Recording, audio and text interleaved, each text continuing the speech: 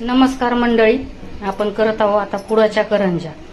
तर इथं मी चला आता खोबरं भाजून घेऊ. हे बघा आता खोबरं आपलं भाजून झालेलं आहे. आता आपण काढून घेऊ. आता खोबरं गरम असताना शेतात आपण रवा टाकून घेऊ आणि पिठी साखर टाकून घेऊ. म्हणजे काय आपण हे 2-3 चमचे गावरान तूप घेतलंय. आता हे पण आता गरम करून आपण त्यात टाकून.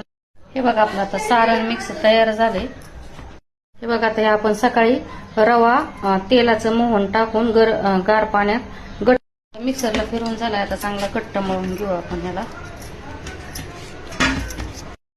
हे बघा आपण 3-4 चमचे कॉर्नफ्लावर घेतले. आता साठा तयार करू.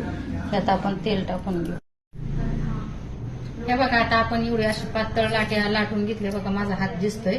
शेवटची आपण चपाती चौथी लावून घेतली. त्याला कॉर्नफ्लॉवरचा साठा लावून घेतला. हे बघा असे आपण आता घेतले लाटून. आता असे प्रेस करू असे.